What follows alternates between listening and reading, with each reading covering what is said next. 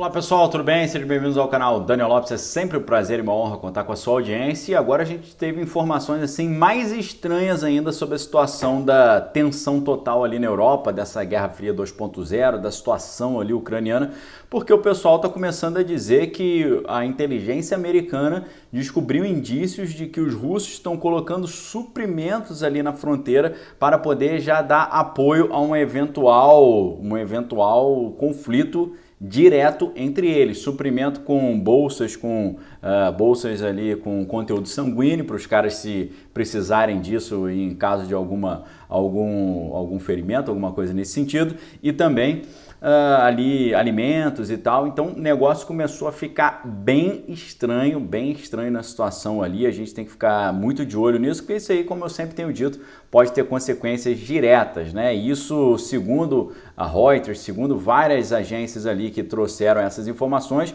levantaram que isso pode ser o sinal de uma iminência desse conflito.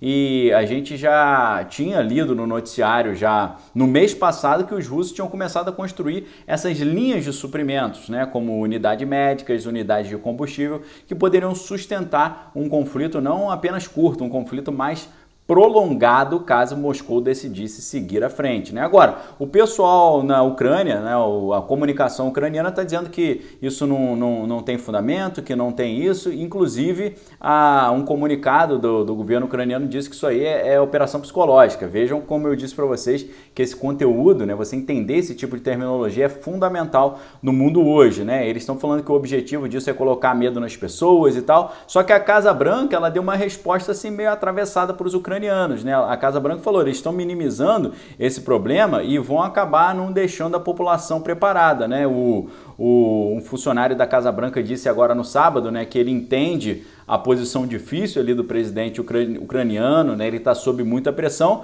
mas eles enxergam uma grande contradição nesse fato, porque ao mesmo tempo em que ele está minimizando o problema de ter um conflito ali na região ali onde faz a divisão com o território russo, ele está, ao mesmo tempo que ele diz que não se preocupe, está tudo tranquilo, ele está pedindo centenas de milhões de dólares em equipamentos bélicos para poder se defender de um conflito, né?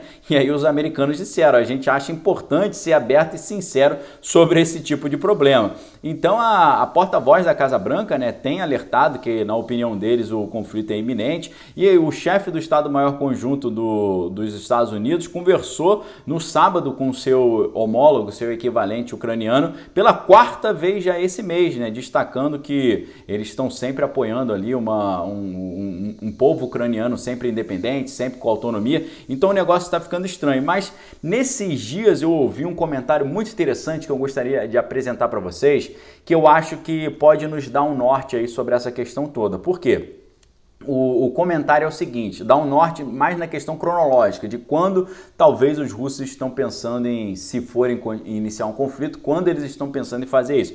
A ideia que eu li, né, lendo os comentários na internet, é que vai ter Olimpíada lá no Dragão do Oriente, agora as Olimpíadas de Inverno, né? Então a ideia que foi apresentada nessas conversas aí na internet, eu ouvi alguém falando o seguinte, a ideia é que, passando as Olimpíadas de Inverno lá no Dragão Vermelho do Oriente, os russos irão fazer a sua ofensiva contra os ucranianos e, ao mesmo tempo, o Dragão vai querer retomar aquela ilha que eles estão disputando lá. Isso impossibilitaria o Ocidente de ganhar nas duas frentes ao mesmo tempo ou de lutar em dois flancos ao mesmo tempo, né? Porque funcionaria mais ou menos conforme aquele negócio que a gente vê hoje em dia, né? Aquele pessoal que vai numa cidade do interior e quer levar, né, tudo que está nos bancos, né, fazer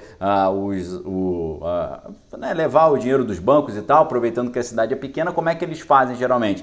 Geralmente eles fazem alguma coisa no lado extremo da cidade, e aí leva as forças de segurança vão para lá, enquanto eles conseguem trabalhar tranquilamente, né? Uma estratégia de diversionismo, é você desviar a atenção. Pode ser que seja isso? Pode ser, né? Agora, né?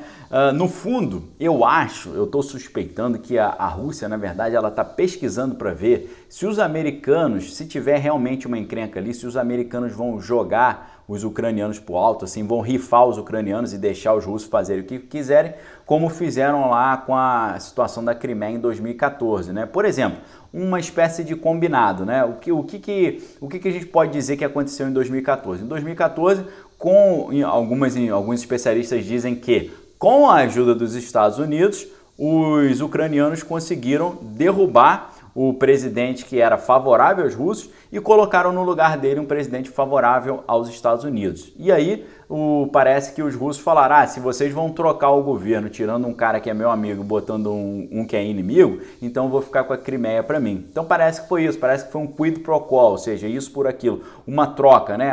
Eu tomo o território ucraniano e você fica com a Crimeia, né?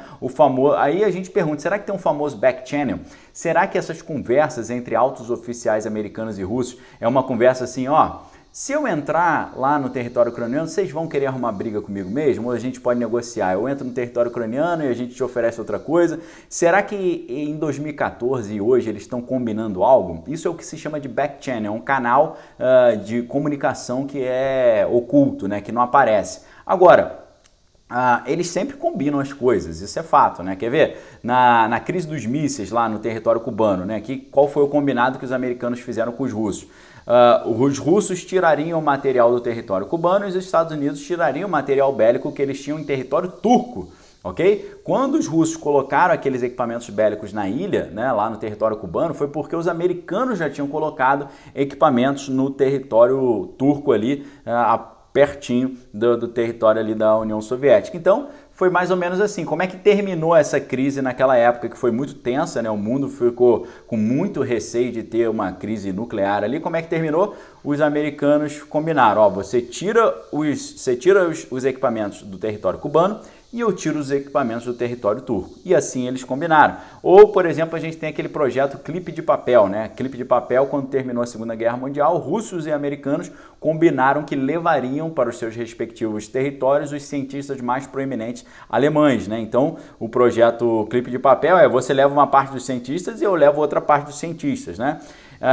Quando terminou também o segundo grande conflito mundial, os russos e americanos combinaram. Você fica com a Alemanha Oriental, disseram os americanos, e os russos ficaram com a Alemanha, os americanos com a Alemanha Ocidental, os russos com a Alemanha Oriental. E é só um parênteses, né? Claro que a Alemanha Oriental, onde todo mundo queria sair depois e não conseguia, né? É claro que eles botaram o nome de República Democrática Alemã, né? Sempre eles botam o nome, né? Sempre nomes lindos, maravilhosos, para uma realidade sempre sinistra, né?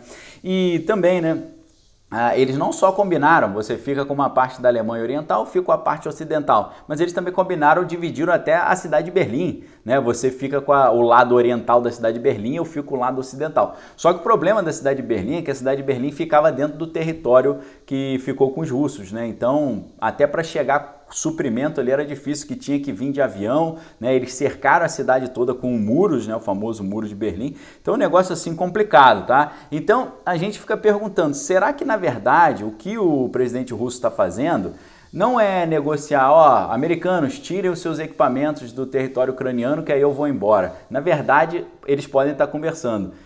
Se eu realmente entrar ali no território ucraniano, você vai arrumar encrenca comigo? Ou a gente pode negociar? Eu pego os ucranianos de volta e você leva alguma outra coisa? Talvez eu garanta o fornecimento de gás natural para vocês, talvez a gente consiga continuar fornecendo esse tipo de produto para os europeus não ficarem aí passando necessidade agora nesse inverno rigoroso que está chegando. Então é uma teoria interessante, né? A gente tem uma teoria de que eles vão esperar passar as Olimpíadas de Inverno no Dragão e depois fazer uma luta em duas frentes diferentes, na frente ucraniana e na frente lá do mar meridional, o mar ali do Dragão do Oriente, para o Dragão tentar recuperar a sua ilha, né? E aí o Ocidente, a OTAN e os 21 países, 27 países que compõem a OTAN ficariam perdidos em ter que brigar em dois lados ao mesmo tempo.